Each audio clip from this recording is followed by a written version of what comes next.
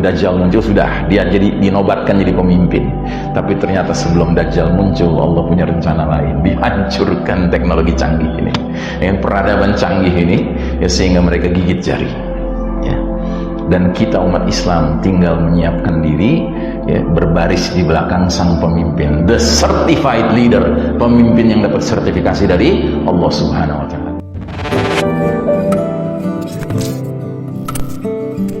Nah, ini hadisnya yang tadi sudah saya sebutkan, ubasyirukum bil mahdi yub'atsu fi ummati. Kukabarkan berita gembira mengenai Al-Mahdi yang diutus ke tengah umat ketika banyak terjadi perselisihan antar manusia dan gempa-gempa. Al-Mahdi akan penuhi bumi secara merata dengan keadilan dan kejujuran sebagaimana sebelumnya bumi dipenuhi secara merata dengan kesewenang-wenangan dan kezaliman. Kemudian asar-asar beberapa sahabat, diantaranya ada asar tabi'in bahkan dari Muhammad bin Ali bin Abi Thalib. Beliau mengatakan, apabila kalian melihat api dari arah timur selama 3 atau 7 hari, maka jatuhkanlah diri kalian pada kelapangan keluarga Muhammad sallallahu alaihi wasallam.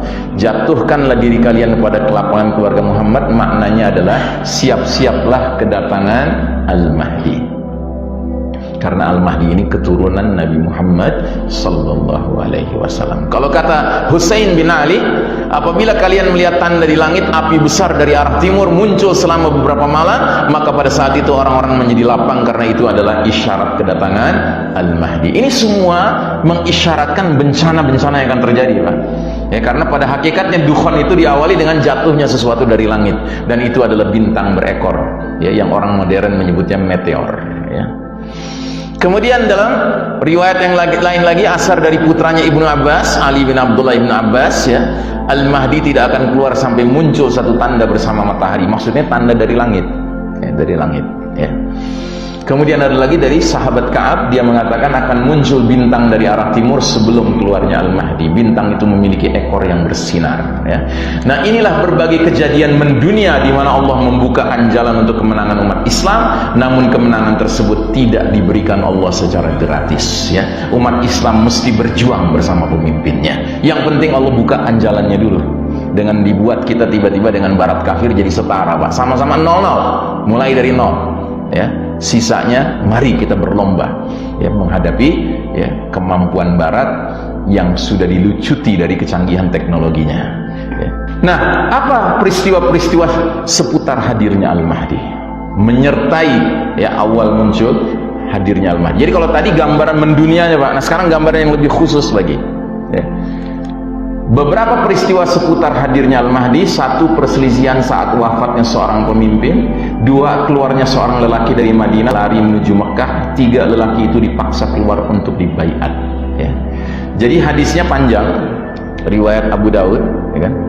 Namun kita coba bahas satu persatu, bahagian demi bahagian. Kita mulai yang kuning ini. Yakunu ikhtilafun 'inda mauti khalifah fayakhruju rajulun min ahli al-madinati hariban ila Makkah fayatihi nasun min ahli Makkah fayukhrijunahu wa huwa karihun. Akan terjadi perselisihan, chaos, kekacauan sosial politik ekonomi saat matinya seorang khalifah. Lalu seorang laki-laki yaitu Al-Mahdi akan keluar dari Madinah pergi menuju Mekah. Lantas beberapa orang dari penduduk Mekah mendatangi Al-Mahdi. Mereka memaksanya keluar dari dalam rumahnya meskipun laki-laki itu, Al-Mahdi itu, tidak menginginkannya. Nah, ada yang mengatakan dengan Nabi menggunakan kata matinya khalifah, berarti sebelum Al-Mahdi muncul sudah ada khilafah. Apa benar demikian? Ya. Ternyata Syekh Mubayyad dalam kitabnya Ensiklopedia Akhir Zaman halaman 725 mengatakan bahwa urusan kematian seorang khalifah ini bukan menggunakan bentuk ma'rifat tetapi bentuk nakirah. Mari kita lihat aslinya. Yakunu ikhtilafun 'inda mauti khalifah. Ma'rifah itu artinya pakai alif lam, Pak. Al-khalifah. Kalau nakirah tanpa alif lam. Ini khalifahnya pakai alif lam enggak, Pak? Tidak pakai alif lam. Ini kaidah bahasa. Kalau nggak pakai alif lam, itu maknanya apa? Maknanya khalifah yang mungkin diterima oleh sebagian umat Islam, tapi sebagian lain tidak menerimanya. Kalau al-khalifah sudah tertentu, ini khalifah untuk seluruh umat Islam. Gitu. Nah, kira-kira di mana itu adanya yang seperti itu? Yang jelas hadis ini berbicara tentang tempat akan munculnya Al-Mahdi itu berkaitan dengan kota Mekah dan Madinah. Negara mana sekarang yang mencakup Mekah dan Madinah? Arab Saudi. Ya. Kalau disebut khalifah, negara mana hari ini yang secara resmi masih menyatakan syariat Islam berlaku? Arab Saudi. Ya kan? Negara mana sekarang ini yang warganya menganggap rajanya seperti khalifah? Arab Saudi. Ya kan?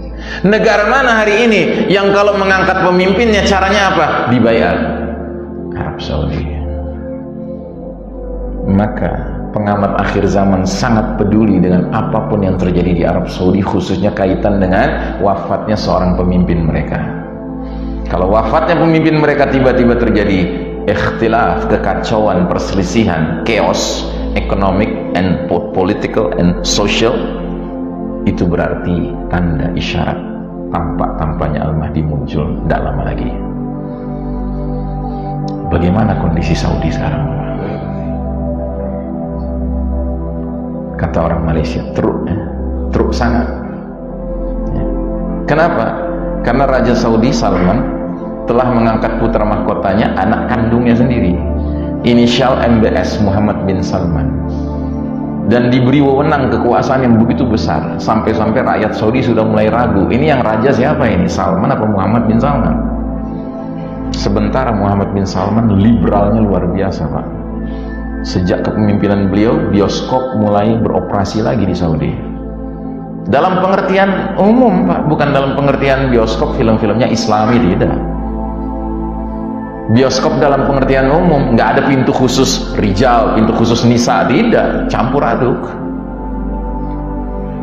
Bahkan konser musik sudah terjadi sekarang di Arab Saudi. Yang diundang siapa? Penyanyi-penyanyi barat, Pak. Dengan penampilannya seperti di barat juga. Bukan kemudian mereka nyanyi pakai jilbab, tidak. Diskotek bahkan sudah diresmikan. Kapan diresmikannya? Awal musim haji kemarin, Pak. Awal musim haji, jamaah haji dari berbagai penjuru dunia mulai berdatangan, dibuka bioskop, diskotek. Ya. Na'udzubillahimindzalik, ya. Jujur, Pak, para pengamat akhir zaman sangat khawatir kalau Salman meninggal, jangan-jangan hadis ini menjadi kenyataan. Yang berarti apa? Ya. Salman usianya sudah tua atau masih muda, Pak? Ya. Kita nggak mengatakan yang muda pasti meninggal belakangan, ya kan? Yang tua pasti meninggal duluan. Tapi kan ini kita bicara probability loh, Pak. Ya. Nah, jadi saudaraku rahimakumullah, Syekh Mubayyad berpandangan, ya, dia bukan khalifah untuk seluruh kaum muslimin, tetapi dia khalifah untuk sebagian umat Islam, dan itu yang paling mungkin siapa? Raja Arab Saudi. Kita nggak nganggap dia khalifah, kan? Dia bukan khalifah kita, bahkan kita nggak masuk wilayahnya kok. Karena sistem dunia sekarang ini seperti demikian. Nah, jadi saudaraku rahimakumullah, soal perselisihan itu diisyaratkan juga oleh Nabi dalam hadis. Kata Nabi, 3 orang akan saling berbunuhan untuk memperebutkan harta perbendaharaan kalian. Mereka semuanya adalah anak khalifah. Dan sistem politik di Arab Saudi, setiap raja Saudi yang angkat dilantik, dibaiat menjadi pemimpin baru, dia berhak memilih 3 putra mahkota.